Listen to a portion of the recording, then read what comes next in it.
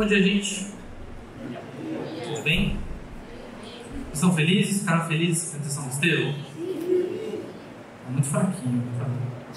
Não vou fazer vocês repetirem, não. Vamos lá? Vamos para a palavra de Deus? Abram suas Bíblias comigo. Nosso texto de hoje é Lucas 19. A gente vai ler do verso 5 até ao verso 9.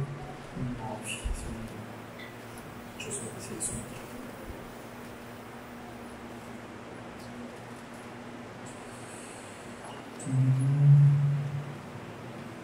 Não, perdão, vamos ler do 1 ao 9.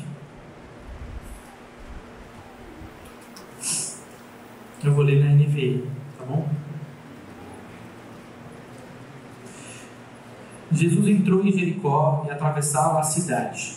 Havia ali um homem rico chamado Zaqueu, chefe dos publicanos. Ele queria ver quem era Jesus, mas sendo de pequena estatura, não o conseguia, por causa da multidão. Assim correu adiante e subiu numa figueira brava para vê-lo, pois Jesus ia passar por ali. Quando Jesus chegou àquele lugar, olhou para cima e lhe disse: Zaqueu, desça depressa, quero ficar em sua casa hoje. Então ele desceu rapidamente e o recebeu com alegria. Todo o povo viu isso e começou a se queixar. Ele se hospedou na casa de um pecador. Mas Zaqueu levantou-se e disse ao Senhor: Olha, Senhor, estou dando metade dos meus bens aos pobres. E se de alguém extorquir alguma coisa, devolverei 4 vezes mais. Jesus lhe disse: Hoje houve salvação nesta casa, porque este homem também é filho de Abraão, pois o Filho do Homem veio buscar e salvar o que estava perdido. Você pode fechar os seus olhos comigo para a gente orar mais uma vez. Jesus, muito obrigado por essa manhã, muito obrigado pela sua palavra, que eu não seja pedra de tropeço aqui para os meus irmãos, mas que a tua palavra fale com a gente mais uma vez, que nós saímos aqui transformados por ela, nós saímos daqui feridos pela tua palavra, que nós possamos sentir ela viva dentro de nós, que não sejam só letras, mas que o teu Espírito vivifique isso dentro de nós, dentro do nosso coração aqui. É o que nós pedimos em nome de Jesus. Irmãos, passagem relativamente conhecida. Se você é cristão, você conhece. Se você não é cristão, você já ouviu aquela musiquinha do Como Zaqueu, eu quero subir. Então, todo mundo já ouviu falar de Zaqueu. Todo mundo já tem uma ideia mais ou menos de quem ele era. Mas hoje eu queria trazer algumas reflexões sobre isso daqui. E hoje as reflexões que eu quero trazer aqui tem a ver com o processo de salvação. Se existe um padrão nesse processo de salvação. Quais elementos estão presentes quando alguém é salvo? E quais não estão? A gente pode estabelecer um padrão? Existe alguma coisa que a gente pode falar, isso aqui é presente sempre em alguém que é salvo? Obviamente, em um único texto a gente não conseguiria tirar todas essas conclusões aqui que eu estou falando para vocês. A gente tem todo o pano de fundo bíblico por trás das conclusões que eu vou trazer para vocês aplicadas neste texto. Tá? Então, eu quero começar com vocês caminhando pelo texto. Mas antes de a gente caminhar por esse texto que a gente leu aqui hoje, eu quero caminhar pelo contexto dele. Existe uma grande... A gente fala isso aqui constantemente. É maravilhoso e você consegue se localizar na Bíblia hoje porque alguém teve a brilhante ideia de dividir ela em capítulos e versículos. Isso é maravilhoso por esse lado. Por outro lado, nós temos um problema. Às vezes nós esquecemos que ela é uma coisa só. Lucas não escreveu o capítulo 18 e depois escreveu o capítulo 19. Ele estava escrevendo um relato contínuo. Era um relato, os evangelhos são relatos. Ele escreveu de uma única vez. E por que isso importa para a nossa reflexão? É porque a primeira conclusão que a gente tem sobre salvação aqui não tem a ver diretamente com o texto, mas com o contexto dele. No capítulo 18, se vocês voltarem, a gente tem duas coisas muito importantes acontecendo. A gente tem aqui a parábola com Jesus e o homem rico. que não segue a Jesus, ele vai embora. E você tem aquela frase que todo mundo fala, né? Mais fácil o camelo passar por uma agulha do que um rico entrar no reino dos céus. E você tem um cego sendo curado em Jericó. Então, você tem esse contraste acontecendo ali no capítulo 18, né? O rico não aceitou a Jesus e o cego foi curado. Só que Lucas começa o capítulo 19 dizendo quem era Zaqueu. Um homem rico. Ele faz questão de nos dizer: Zaqueu, apesar de não ser necessário, tá? Porque se você conhece um pouco de história, sabe que todo publicano era rico, era corrupto. Essa é a grande verdade. Mas ele faz a questão de fazer esse contraste. O evangelho em que a gente mais vê a riqueza como pauta é o evangelho de Lucas. E aqui ele está fazendo o contraste do homem que não foi salvo. E agora nós temos o rico que foi salvo. Por que isso é importante para a gente? Porque aqui eu tiro a primeira conclusão do que a gente está vendo aqui no evangelho. A história de Zaqueu vem logo após a história do rico que negou a Jesus e do cego em Jericó. Agora nós não temos mais um cego marginalizado. Nós temos um grande aristocrata da região. Nós não temos alguém que rejeitou Jesus, nós temos um rico que o aceitou. A primeira grande conclusão que a gente pode falar sobre a salvação é que ela não olha o seu status na sociedade. Jesus não tem como padrão olhar o status de alguém. Ela não tem como padrão aqui, apesar da gente ter isso falado ali, é mais difícil um rico entrar no reino do céu. Lucas faz questão de nos dizer, é difícil, porque a ganância corrompe os corações, mas o evangelho é poderoso para fazê-lo. No capítulo 19, nós temos um rico sendo salvo. Nós temos aquele homem que era marginalizado. As pessoas dizem, não, Jesus veio para os marginais, veio para aqueles que estão à mercê da sociedade. Mas aqui ele aparece para alguém que estava em um status alto da sociedade, porque o evangelho não olha para o seu status. A pregação do evangelho, a pregação das boas novas de Jesus, não é definida pela sua conta bancária, meu irmão. Ela não é definida se você é cego, marginalizado, ou se você é rico, dono de grandes propriedades. Amém? Aqui a gente tem coisas importantes entrando nesse texto. Então essa é a nossa primeira conclusão. Mas antes da gente ir para a segunda conclusão, a gente tem que entender quem era esse Zaqueu. A gente fala muito sobre publicanos, mas vocês podem não ter tão claro quanto é, então vou passar isso rápido. Publicanos, para quem viu The Chosen, vai lembrar do Mateus lá, publicano. Aí, você vai lembrar que ele era odiado pelos irmãos judeus. Porque o que acontecia? Publicanos, na sua grande maioria, eram judeus que eram colocados para cobrar os impostos dos outros irmãos. Então, eles eram tidos como traidores. Tá? Eles eram traidores da sua nação, porque em algum momento, se tinha um irmão judeu dele que precisava pagar os impostos, primeiro que tinha corrupção demais envolvida nisso daqui. Além disso, ele oprimiu para um povo. Chegava um momento que ele precisava prender. Estou devendo. Quem que prendia era o publicano, mandava prender lá. Ele tinha esse direito de mandar prender quem não pagava os seus impostos. Então imagina o quanto esse povo odiava isso. Mas tem um detalhe nesse texto, que a gente fala de Zaqueu publicano, né? Mas Zaqueu não era publicano. No verso 1, a gente tem chefe dos publicanos. Faz diferença, porque não era qualquer publicano. Zaqueu não era um publicano qualquer. Quando você vai estudar, o chefe dos publicanos, ele poderia instituir outros publicanos. Ele era o cara que mandava em todas as coisas. Agora imagina, assim, muito comum você pegar um imposto e você pegar um pouquinho para você. Pega o imposto, pega um pouco a mais, porque as pessoas não sabiam fazer conta, ia lá e pegava um pouquinho a mais. Isso era muito comum com os publicanos. Agora imagina o chefe dos publicanos. Nós estamos falando de alguém totalmente envolvido em um esquema de corrupção aqui. Ele estava totalmente corrompido, traindo o seu povo. por motivos óbvios, o povo o odiava. Vocês estão comigo? Então vocês entenderam que isso daqui, Lucas está mostrando pra gente assim de cara assim, ó, esse cara aqui era treta, era difícil. Esse cara aqui, Lucas está mostrando no primeiro verso, ele não era qualquer um, ele era chefe dos publicanos. E aí você entra com esse pensamento, você começou a ler o texto direito, e você, imagina que você é um judeu da época lendo. E aí você está lendo o relato de Lucas e fala, ó, Zaqueu era chefe dos publicanos, já deu um negócio no seu coração já. Miserável, traidor, né? E aí você vai pro verso 2, pro verso 3, perdão. Ele queria ver quem era Jesus, mas sendo de pequena estatura, não conseguia por causa da multidão. E aqui é o nosso segundo ponto.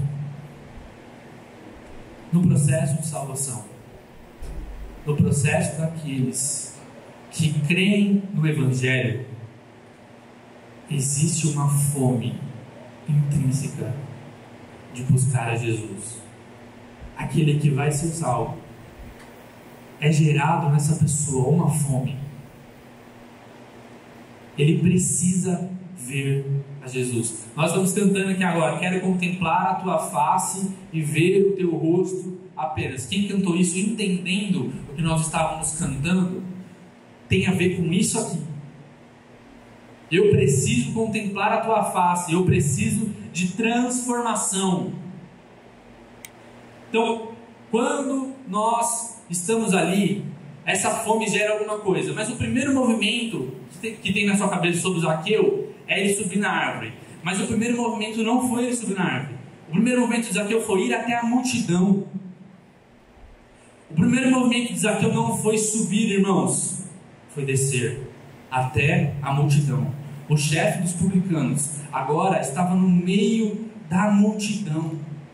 A fome dele o levou para uma busca, que o levou para o meio do povo, iguais. Ali não tinha o chefe dos publicanos, ele era qualquer um na multidão. E aí aparece uma coisa maravilhosa. Você desce e as suas limitações ficam em evidência. As limitações de Zaqueu estavam em evidência agora. Agora, o homem que se assentava e era um grande homem, pegando o dinheiro dos seus irmãos, agora ele era um homem de pequena estatura em meio à multidão que não conseguia ver a Jesus. A fome de Deus está totalmente ligada a gente reconhecer as nossas limitações. Se você viu a Deus e se achou grande, você não o viu. Vou repetir. Se você viu a Deus, as suas limitações não foram expostas, e você ainda se acha grande, meu irmão, você não viu de verdade.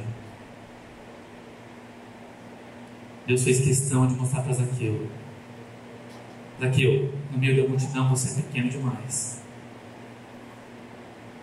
Esse é o segundo ponto, que já puxa a gente para o meu terceiro ponto aqui.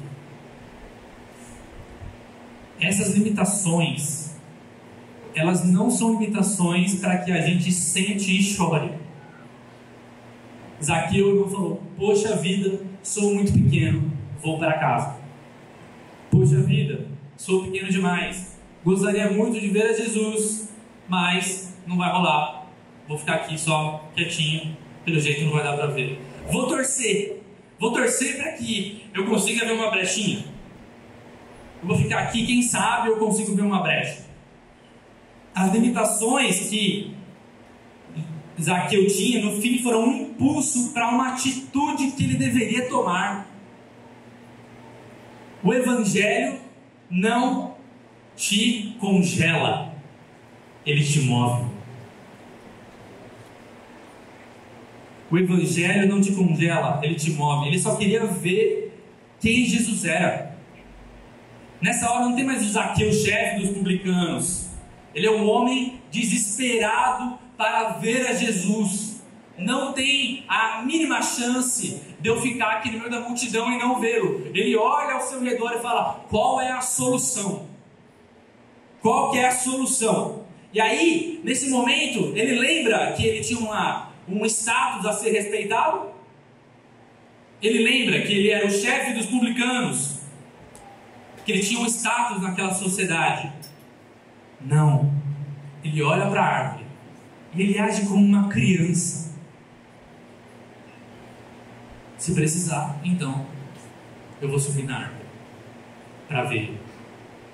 Ele sobe na árvore. Zaqueu sobe em uma árvore. Irmãos, vocês têm noção do quão ridícula é essa cena? Não é uma criança, é um homem de um status relevante naquela cidade. Pegue, sei lá, um grande deputado, talvez, prefeito da cidade aqui agora, e imagine a cena. Alguém passando ele em cima de uma árvore para ver. É o que estava acontecendo. A gente normalizou isso aqui, não, Zaqueu sobe na árvore. A gente perde a sensibilidade do tamanho humilhação que esse homem passou, e ele não está nem preocupado com isso. O ponto do texto, nesse dado, Zaqueu se humilhou e subiu na árvore. Não, tem Jesus, eu não consigo vê-lo e eu preciso vê-lo. A solução é subir na árvore. A fome te move, a fome te leva para um lugar. Não existe evangelho que te feriu e você ficou na sua casa do mesmo jeito. Lá o escritor de Hebreus está falando: não deixeis de congregar por um motivo, irmão. Sabe qual que é o problema? É que a gente acha que está tudo bem. Existe de vez em quando essa ideia de que não, eu sirvo a Deus. Você ama a Deus? Eu amo muito a Deus. Amo muito. Você quer ver Jesus? Eu quero ver Jesus. Mas o que você tem feito? Não, eu não tenho feito nada não. Eu fico em casa. Não, de vez em quando eu oro lá em casa. A gente tem um relacionamento muito próximo.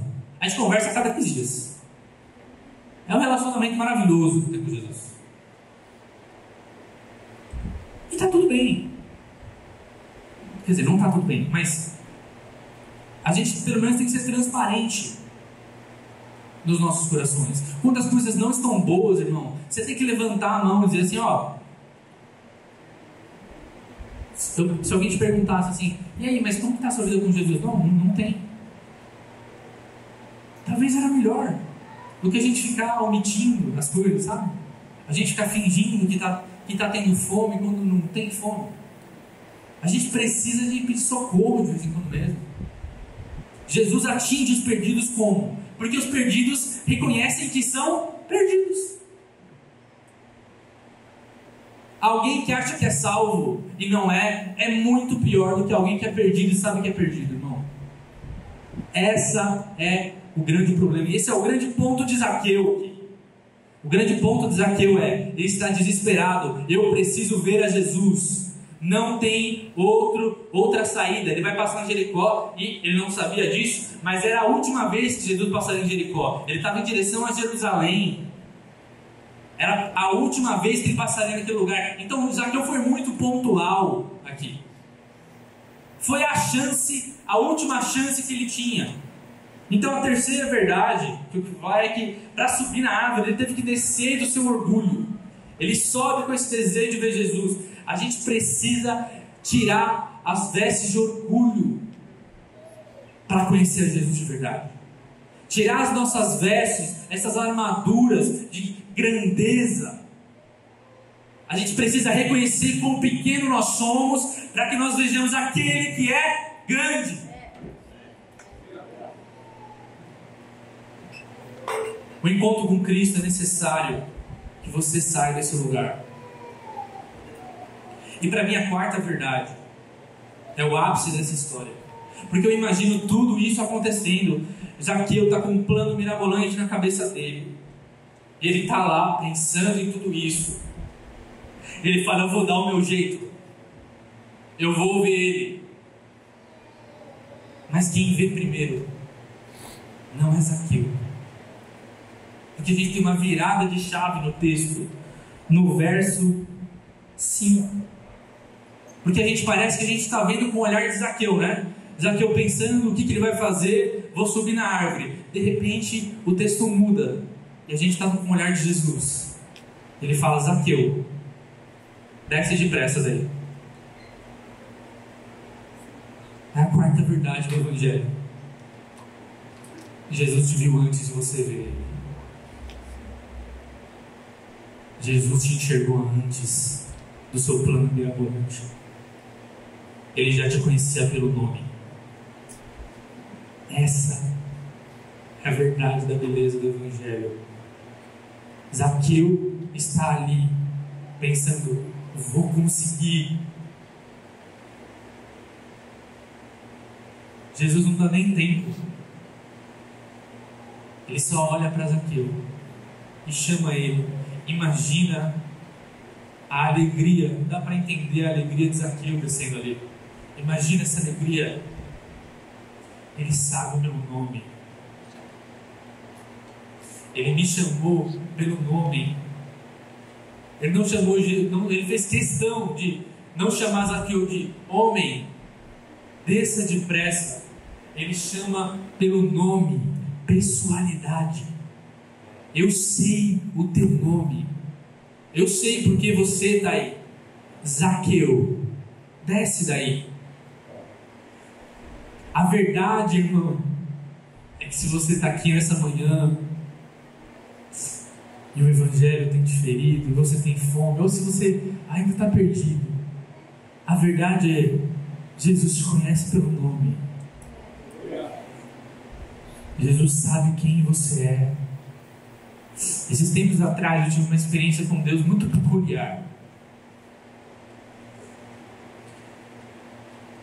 Esperava que Deus ia fazer uma coisa, falar alguma coisa comigo, e o Senhor só veio até a mim e me trouxe um recado e falou assim: eu te vejo. Chorei por horas. Falei: Deus, era disso que eu precisava. Eu precisava da lembrança que você me vê, que sou eu que estou sendo visto, não sou eu que estou te buscando. Zaqueu foi encontrado em meio à multidão, e aí Jesus fala para ele: desce, Zaqueu, porque eu quero ir para a sua casa. Curiosidade para vocês: em todo o relato bíblico, essa é a única vez em que Jesus se convida para ir para a casa de alguém.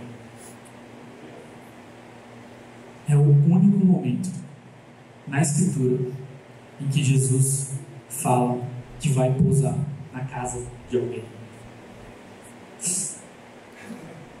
Jesus fez questão. Isso beirava ali ser fugiu a palavra. Não é arrogante a palavra, mas incomodar as pessoas, ser incômodo.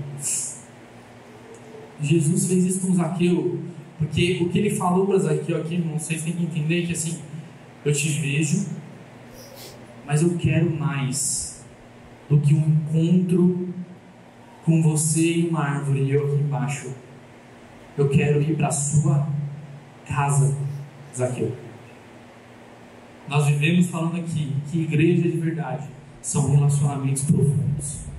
Que viver igreja é ter relacionamento com os irmãos. Por que, irmão? Por que, Gabriel? Por que vocês falam tanto disso? Porque a Bíblia só fala disso, irmãos. Não tem escapatória. Ele chama Zaqueu e fala assim: Zaqueu, eu quero ir para a sua casa. Então, a quarta verdade é essa: o Evangelho,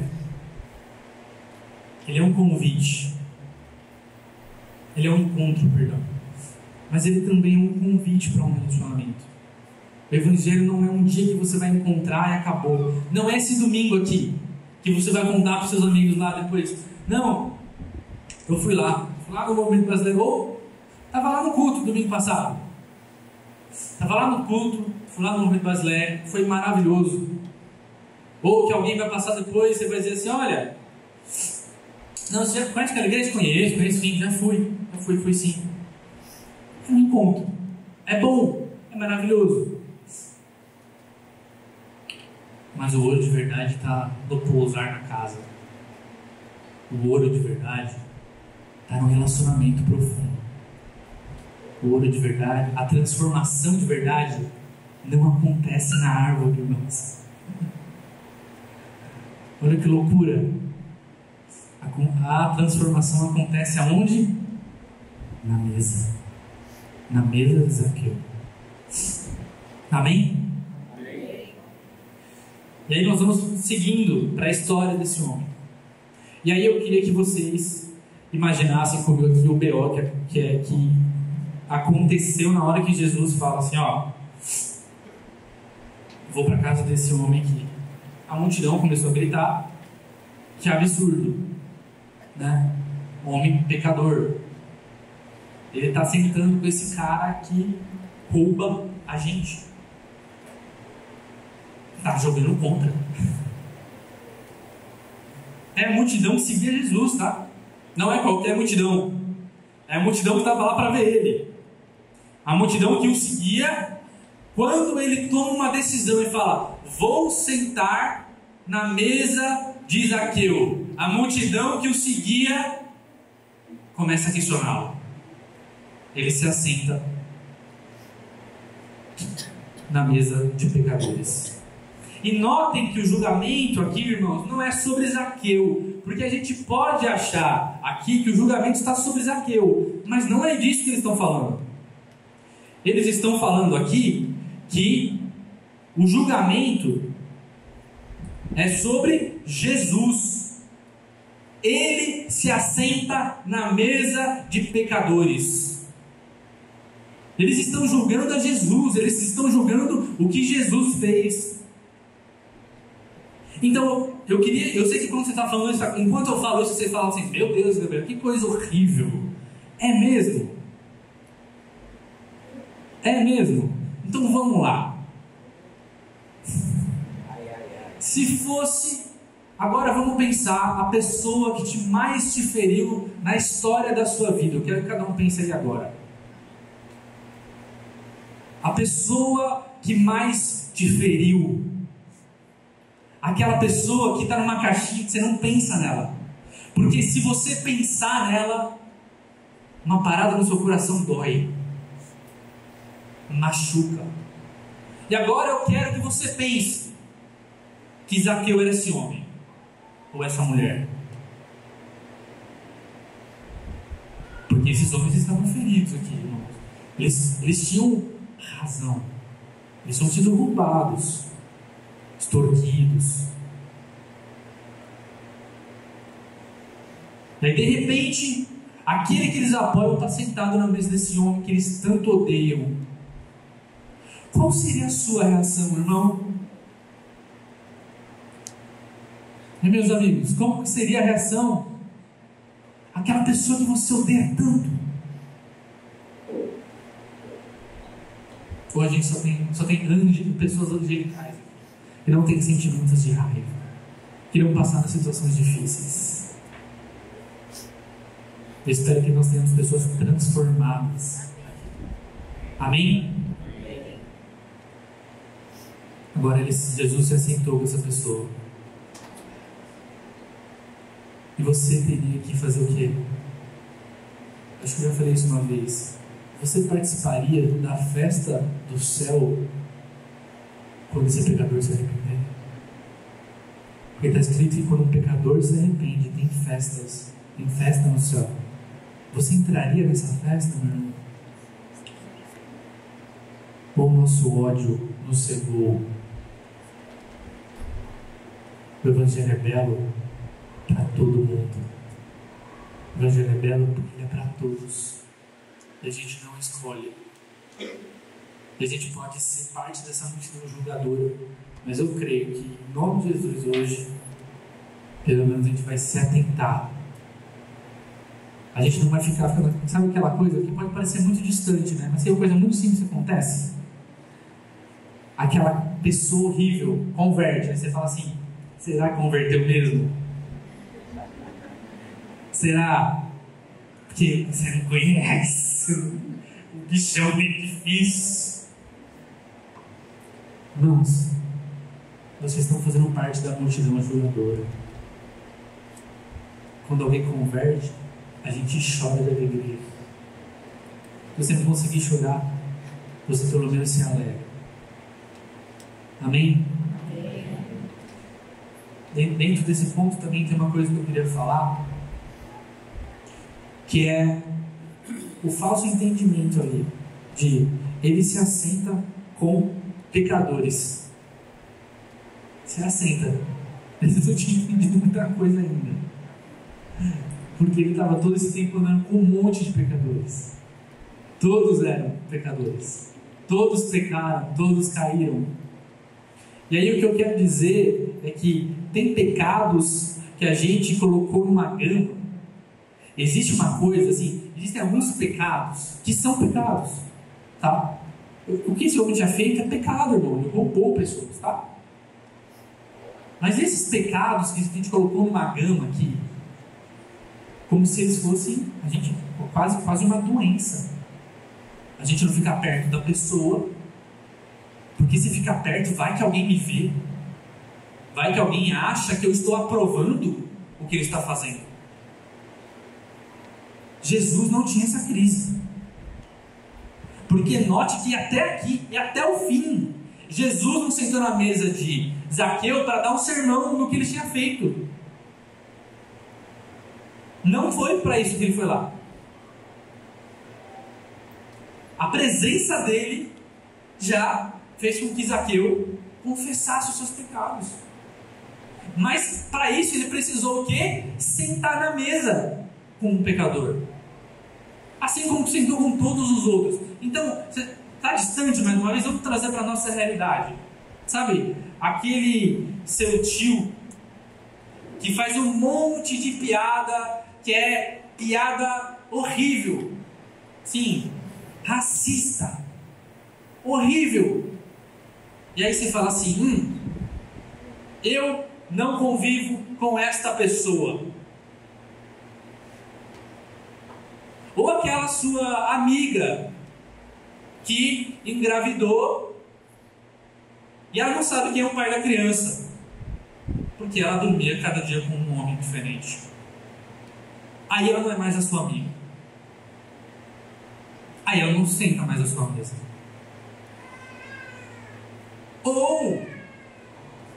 Ou aquele seu primo, amigo que é afeminado. E é difícil demais para você. É difícil demais para você ficar andando com alguém que tem um trejeito que você não gosta. Porque vai que te confundem, né? Mas olha aqui, irmão. Olha para mim. Sentar à mesa não é a gente outorgar o que as pessoas fazem. Na minha mesa, na minha casa, senta todo tipo de gente, porque mesa é para isso, porque eu sou pecador e mesa é lugar de pecador se arrepender. Ponto. Não tem diferença. A gente não faz diferença.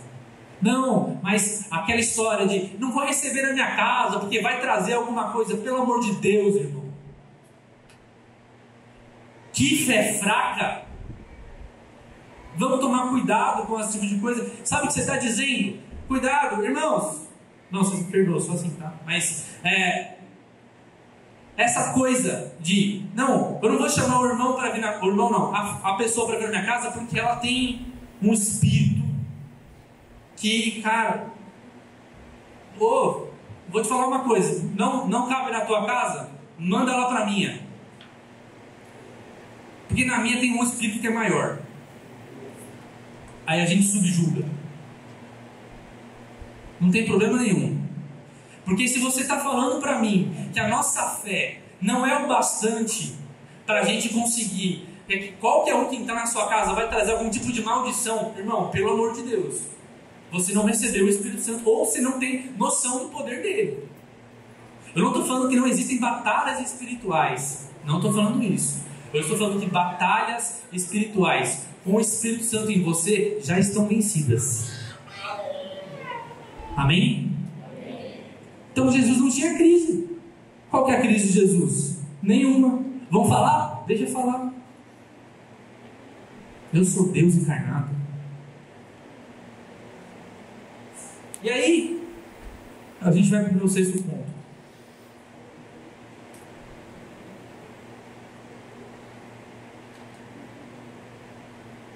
Zaqueu. Zaqueu é maravilhoso. Assim. Porque o cara se arrependeu, rasgou tudo, e a multidão está falando, mas ele não está nem aí. Ele está lá falando para Jesus: "Oh Jesus, que eles estão falando de mim?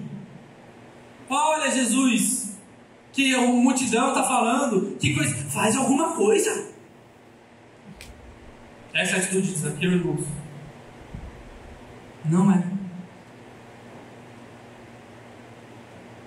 Zaqueu está preocupado demais em olhar para Jesus para ouvir a multidão falar. Nós temos que focar os nossos olhos em uma só pessoa, um só nome: Jesus Cristo. Nós temos só um amor. Zaqueu não estava preocupado, ele tinha conseguido trazer Jesus, estava na casa dele. Irmão, sabe que o que me pega às vezes, quando alguém vem conversar comigo, eu entendo, tem muitas coisas na comunidade, na vida de igreja que tem atritos, tem coisas que tem que tratar, tem coisas que tem que ser feito, mas de vez em quando eu vejo que a gente perdeu os olhos demais das coisas importantes. E a gente começou a focar.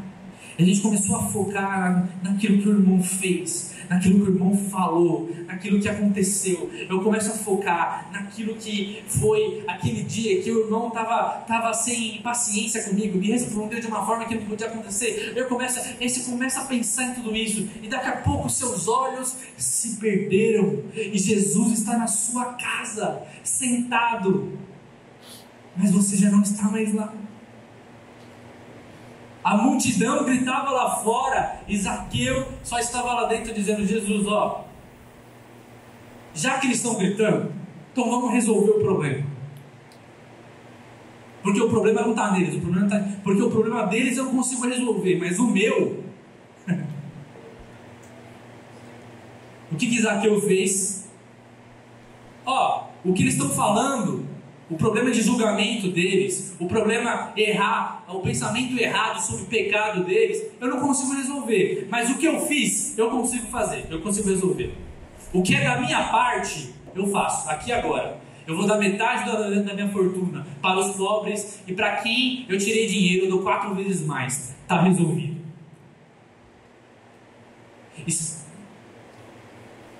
Irmão, quantas vezes você se sentou numa briga com alguém, aquela discussão de relacionamento, e aí sentou e falou assim: o problema sou eu. O problema dessa relação aqui sou eu. Foi o que eu fiz. Primeiro eu vou aqui, antes da gente falar, eu vou resolver o que eu fiz. Imagina se a gente conseguisse ser assim, irmãos. Que bênção que ia ser a nossa vida. Sendo muito sincero, vocês acham que esse povo ficou como quando recebeu o dia de volta? Calado, feliz.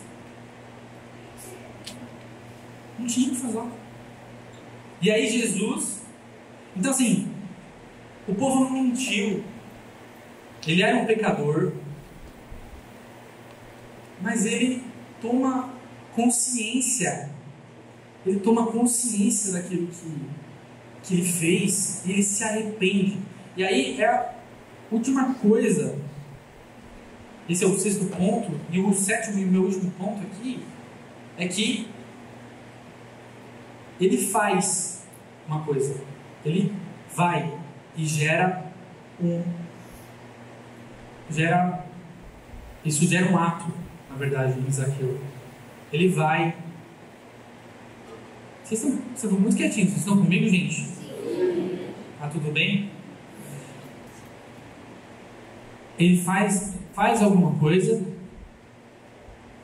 e aí Jesus começa a falar: teve salvação, tem salvação aqui nessa casa, tem salvação, existe uma evidência de salvação para Jesus, a transformação desse homem.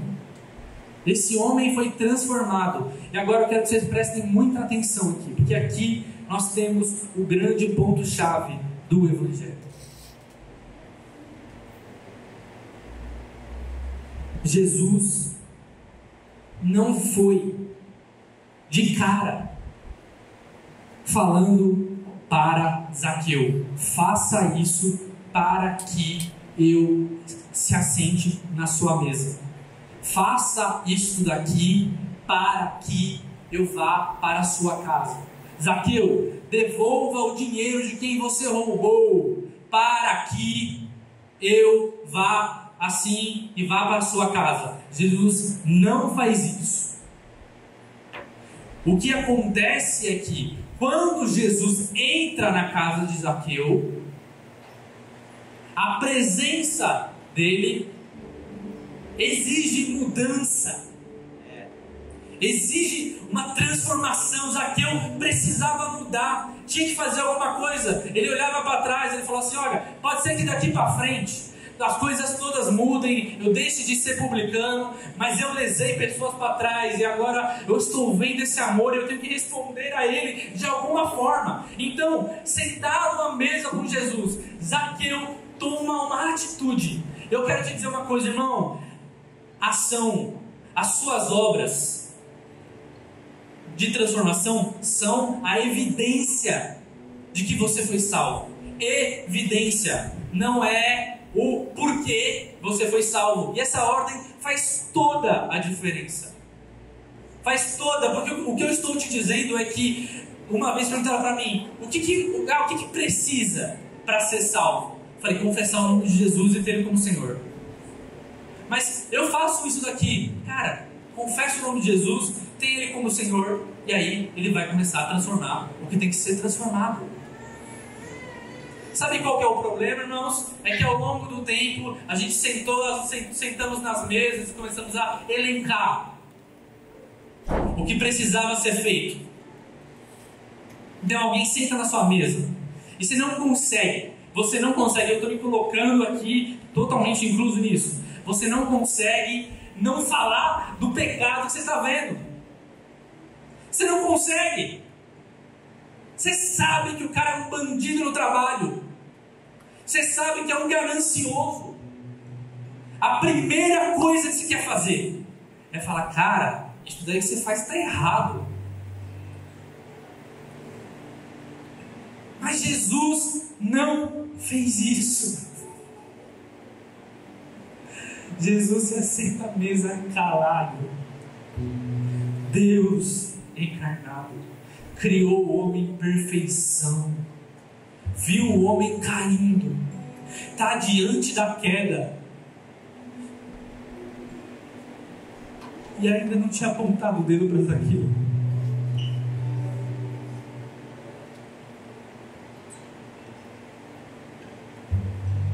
As suas obras são evidência, irmão, e são parte fundamental do Evangelho. É que a gente seja transformado, sim. É verdade.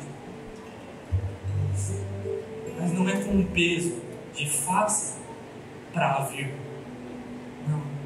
É venha para conseguir fazer. Vocês entenderam o que eu estou falando, irmãos? Então, Zaqueu, eu esqueci de falar isso no começo. Seria bem mais legal se eu tivesse falado no começo. Mas Zaqueu significa justo. Zakai. O nome hebraico dele significa justo. Olha que loucura. o homem que roubava as multidões. Era justo, de nome de justo. Parecia uma grande inversão de valores. Mas agora, no fim dessa história, Jesus o tornou justo de novo. É como se ele tivesse pegado nomes aqui e falado: ó, seu nome é esse mesmo. Tá certo. Você é justo. Não pelo que você fez, porque eu te justifiquei diante dos homens. Há justificação, irmãos.